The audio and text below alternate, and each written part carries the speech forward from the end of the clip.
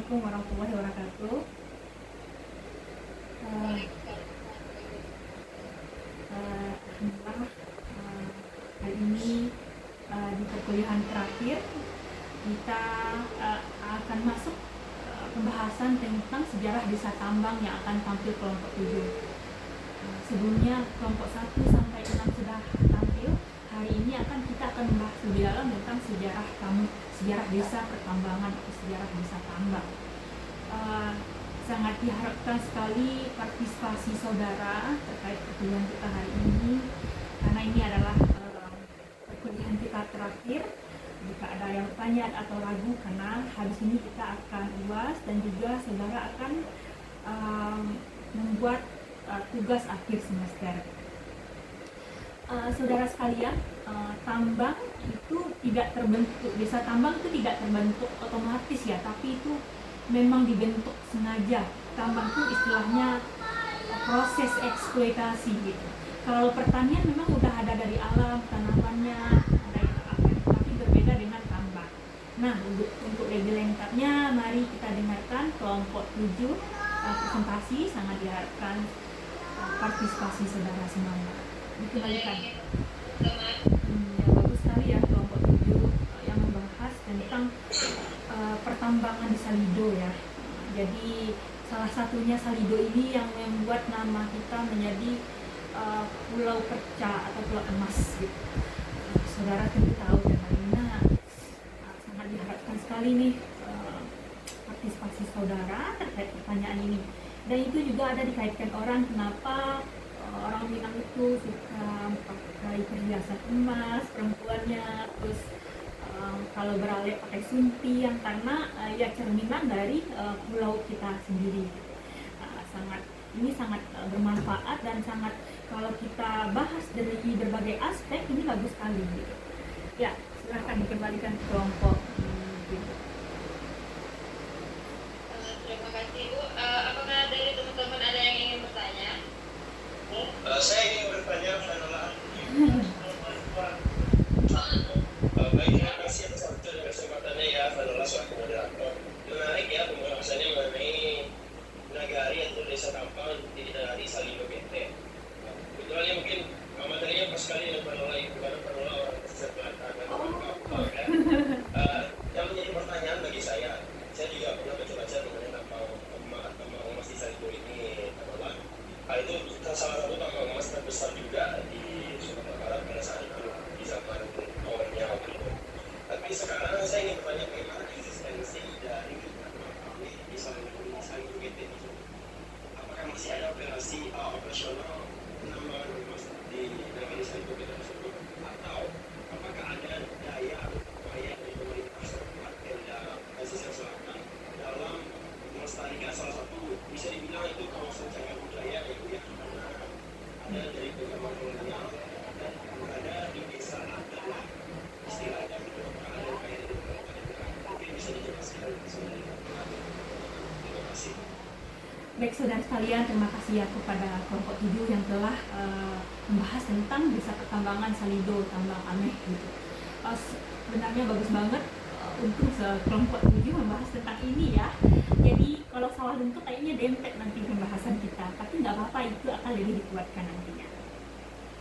Nah saudara sekalian, sebenarnya hari ini terjadi bencana longsor, banjir, dan yang lainnya. Salah satu efeknya adalah pertambangan gitu. Pertambangan yang paling masif sampai hari ini juga dari Kalimantan, Sulawesi, dan yang lainnya. Dan salah satunya sawah lunto. Sawah lunto hari ini masih beroperasi sebagai pertambangan gitu. Kebetulan adik saya kan jurusan pertambangan, dan dia langsung penelitian di sana, masih ada kegiatan ini. Bahkan terakhir masih ada kecelakaan tentang pertambangan sawah lunto.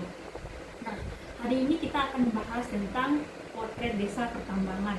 Jadi cikal bakal awal adanya sawah lunto ini. Jadi walaupun hari ini sawah lunto disebut sebagai kota sawah lunto atau dengan nagarinya, tapi kita akan membahas di sini sawah lunto sebagai aspek awal dibentuknya pertambangan tersebut. Ya, mungkin nanti Kalau nggak jelas suara saya tolong dikonfirmasi atau slide-nya belum tampil. Hmm, hmm,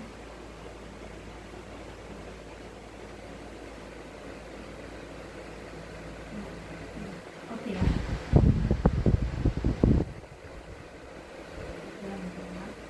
Nah, sebelumnya kita melihat apa sih itu desa tambang. Jadi desa tambang itu adalah bentuk desa transisional yang lahir dari intervensi industri ekstraktif. Ia berbeda dari desa agraris tradisional dan desa industri modern karena fungsi utamanya diarahkan untuk mendukung eksploitasi sumber daya alam. Jadi ini adalah intervensi atau proses atau ada pembukaan lahan kan. Nah, sawah lunto hari ini menunjukkan bahwa desa bukan entitas statis, jadi bukan tetap gitu dari awal, tetapi dapat berubah menjadi desa tambang ketika ruangannya, alamnya, dan masyarakatnya diarahkan untuk kepentingan industri kolonial. Jadi sawah lunto itu dibentuk, dilahirkan gitu. Nah, kita lihat dulu yang kedua ya. Nah, sebelum pertambangan, sawah lunto itu berupa lembah hijau dikelilingi bukit. Jadi sebenarnya lembah gitu ya, sawah lunto hari ini kayak di lembah dikelilingi bukit, bahkan disebut dengan lembah kuali, kayak kuali gitu. Di tengah-tengahnya itu sawah lunto, di sekelilingnya itu bukit gitu. Masyarakat tinggal di nagari-nagari seperti Lunto, Sejantan, Kubang. Jadi, kemudian ya masyarakat di sini adalah sawah lunto itu orang Minang. Aslinya orang Minang, hidup secara komunal, mengelola tanah, hukum adat sebagai petani. Jadi aslinya daerah sawah lunto adalah pertanian, bukan pertambangan. Jadi awal-awal orang menambang enggak ada. Tapi batu bara atau dikenal dengan lidah arang sudah dikenal dan dimanfaatkan penduduk untuk memasak dan diangkut menggunakan perahu di Sungai Ombilin, namun dalam skala kecil. Jadi sebelum ada pertambangan itu yang ada juga ditemukan oleh masyarakat kayak lidah arang gitu, kayak bahan bakar gitu. Untuk memasak oleh ibu-ibu udah ditemukan juga gitu, dan itu digunakan dan dijual dalam bentuk bentuk skala kecil gitu. Nah, ini menunjukkan struktur desa agraris berbasis adat sebelum intervensi ekonomi kolonial. Jadi sebelum ada kedatangan Belanda, ini adalah keadaannya seperti ini. Jadi awalnya belum desa pertambangan. Nah, kemudian saudara, salah satunya orang Belanda itu datang ke Nusantara itu, mereka itu mengkaji alam, meneliti, melihat bumi, melihat tanah. Nah, jadi ada yang namanya De Graef, dia meneliti batu bara gitu. Dalam penelitiannya itu De Graef diketahui bahwa terdapat 20 juta ton batu bara yang terkandung di sekitar aliran Batang Ombilin. Saudara, kalau kita melihat Batang Ombilin ya gitu, hari ini Batang Ombilin ada apa gitu. Mungkin kalau orang Solo tahu ya, Ombilin hari ini kayak sungai-sungai bersih gitu. Air dari Sungai Sentara mengalir ke Ombilin tuh bersih banget gitu. Jadi itulah Ombilin sekarang ini itu dulu yang jadi kendaraannya orang Belanda untuk membawa batu bara, dan Ombilin itu jadi yang dieksploitasi dan sekitarnya. Jadi Ombilin hari ini yang ada di Solo yang sekarang itu dialiri dari sawah lunto gitu. Nah, penemuan batu bara Ombilin mendorong masuknya infrastruktur tambang. Jadi karena ditemukannya batu bara ini, maka Belanda itu nggak hanya mengalir gitu, tapi akhirnya menyediakan infrastruktur bagaimana nih dibawa batu bara ini keluar ke kota Padang dan dikirimkan. Maka dibangunlah transportasi, salah satunya adalah kereta api. Kemudian dimulai dibangun tempat perumahan dan yang lainnya gitu. Jadi sarana pertambangan dibangunan. Dan kemudian kalau kita hari ini ke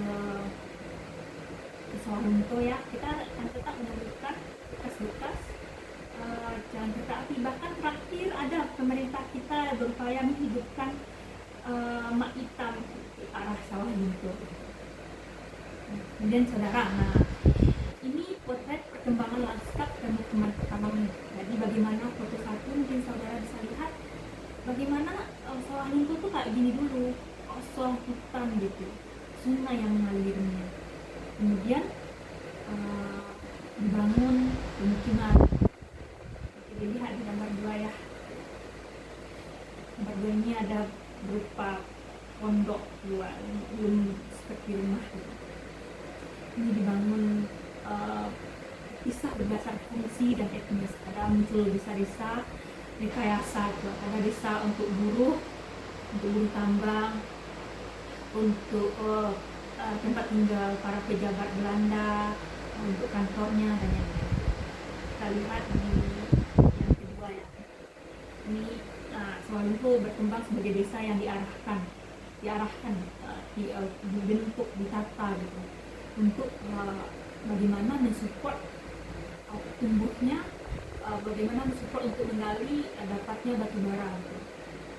Nah, ini soal lebih lanjut, gimana Ibu melihat bagaimana perbedaannya dengan salido tadi yang emas gitu.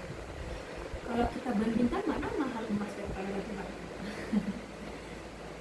Nah, kemudian ini ya. Jadi kita lihat ini peta 1 dan 2, ada tahun 1920 dan kemudian 1930.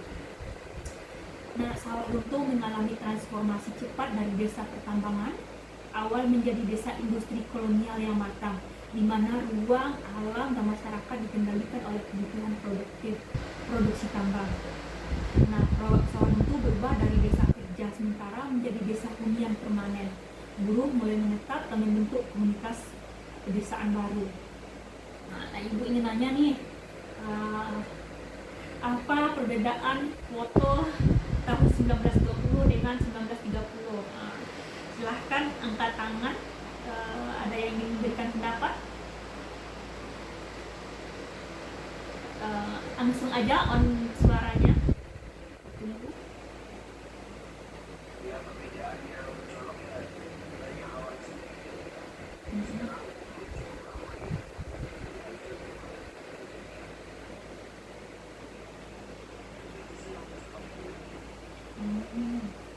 Oke, ya benar banget ya, sebagian masih hutan. Kemudian ada yang bisa memberikan pendapat yang lainnya?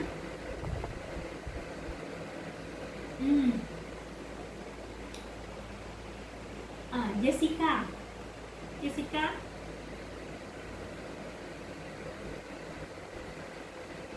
Iya, gimana pendapat Jessica?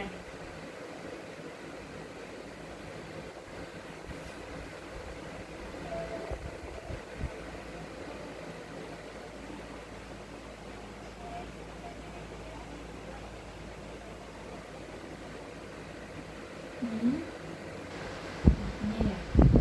Oke, terakhir siapa lagi? Terima kasih Jessica, Berli. Ada lagi yang mau memberikan pendapat? Apa perbedaan mencolok foto ini?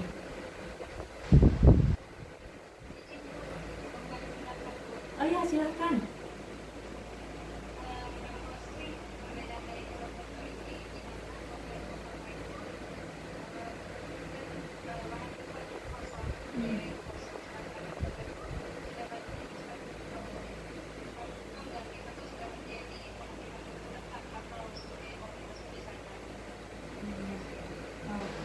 Terima kasih ya Lucy, ya saudara sekalian, benar banget ya. Jadi bahkan titik foto ini sebenarnya juga bisa jadi, kalau dilihat sedikit ya, puncaknya museum yang hari ini, puncaknya kantor utama itu agak jauh, gambar 2 1930 agak dekat gitu ya, tapi juga memperlihatkan tanah yang terlihat di 1920 itu udah ada bangunan gitu. Tapi ada satu hal yang mencolok saudara, yaitunya di gambar 1930 adanya gerbong asap. Ada yang lihat gerbongnya asap, ada kayak menara. Iya benar banget. Nah saudara sekalian, jadi menara hari ini yang kita lihat kayak gerbong asap itu sekarang menjadi menara tempat tua masjid gitu, hari ini ya gitu. Tapi sebenarnya apa tempat itu? Apa yang bangunan apa itu? Gitu.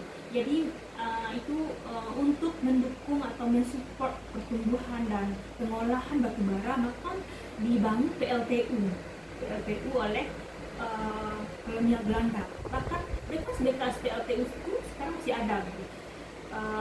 PLTU dan itu membantu untuk listrik, untuk perkembangan kelistrikan di sawah lunto. Nah, saudara sekalian, jadi begitu dibangun oleh Belanda, bagaimana infrastruktur untuk mensupport bagaimana bisnisnya. Nah, sawah lunto ini tidak hanya akhirnya membangun yang sebanyak ini ya, jadinya lahan kosong, tapi kemudian akhirnya terbangun seperti itu, rumah banyak, bangunan, juga PLTU, tapi juga kaya sekali Belanda jadinya gitu, sehingga terbangun ruang kota yang seperti ini. Karena itu ibu menanyakan kepada Kanola nanti tadi, apakah Salido hari ini seperti kota sawah lunto yang kebangun banget gitu? Karena Salido adalah emas, lebih kaya, lebih mahal dari batu bara sebenarnya. Tapi batu bara itu adalah disebut juga emas hitam.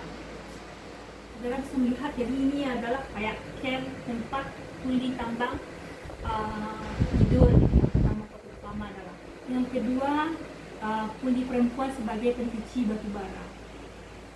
Dan yang ketiga adalah ini pecinannya sawah lunto. Jadi perumahan orang Cina, orang Tionghoa seperti ini gitu. Nah jadi itu melihatkan bagaimana mereka diangkut, mereka diundang orang datang ke sawah lunto untuk mensupport pertambangan sawah lunto. Nah, sawah lunto berubah dari wilayah kerja tambang menjadi ruang hidup permanen para buruh. Nah, peran perempuan menunjukkan ekonomi tambang tidak hanya maskulin dan industrial gitu. Saudara sekalian, kalau ada orang sawah lunto di sini, pernah dengar banget gitu. Jadi kota sawah lunto itu multi banget sampai sekarang. Kemarin ada senior saudara yang menulis tentang sawah lunto ya. Jadi orang tuanya udah lama di sana. Kesenian Jawa sangat hidup di sana karena banyak orang Jawa yang kerja di sana. Juga orang Afrika, orang Ambon, orang Cina. Jadi ada tempat pecinan di sana, tapi walau alam kalau sekarang. Nah, saudara sekalian, dengan dibentuknya kota atau desa tambang sawah lunto itu luar biasa sekali konfliknya. Banyak dosen-dosen kita yang udah menulis ini sebenarnya. Contohnya Pak Adam, Bu Indah, terakhir Bu Upi, Bu Eminatni gitu. Jadi yang bekerja di tambang itu digerakkan sebagian besarnya adalah orang rantai. Saudara bisa nonton, ada filmnya tentang orang rantai gitu. Jadi orang yang dipenjara gitu. Dan itu yang dikerjakan di tambang gitu. Nah, industri tambang mengubah desa agraris menjadi desa produksi kolonial, melahirkan kelas sosial baru berbasis kerja tambang dan masyarakat multikultural jadinya. Perbedaan etnis sering tumpang tindih dengan posisi kelas, diperkuat oleh sistem upah, perumahan, dan regulasi kolonial.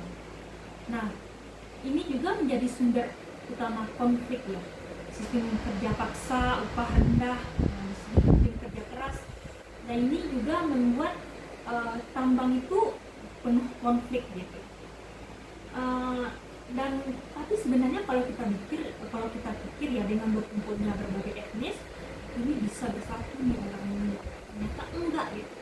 Nah, di sini juga dijalankan politik PPJ Indera. Nah, lebih lanjut saudara bisa baca tulisan Pak Adam tentang ini. Nah, saudara sekalian, yaitu salah satu potret ya. Jadi kalau saudara mau meneliti tentang desa tambang, banyak arsip yang bisa digunakan. Ini kalau ada yang mau menulis ini silahkan. Ibu mengambil foto-foto ini semuanya di web KJLP Belanda. Kalau saudara mau menulis tentang desa ini, ya. Foto-foto yang tadi, jadi menulis desa itu bisa sebenarnya dari foto. Foto perkembangan lanskapnya desa sawah lunto, kayak tadi. Nah, banyak yang bisa digunakan ya. Oke, saudara sekalian, baik, terima kasih atas partisipasinya selama perkuliahan ini. Ibu mohon maaf atas segala khilaf. Wabillahi taufiq wal hidayah. Assalamualaikum warahmatullahi wabarakatuh.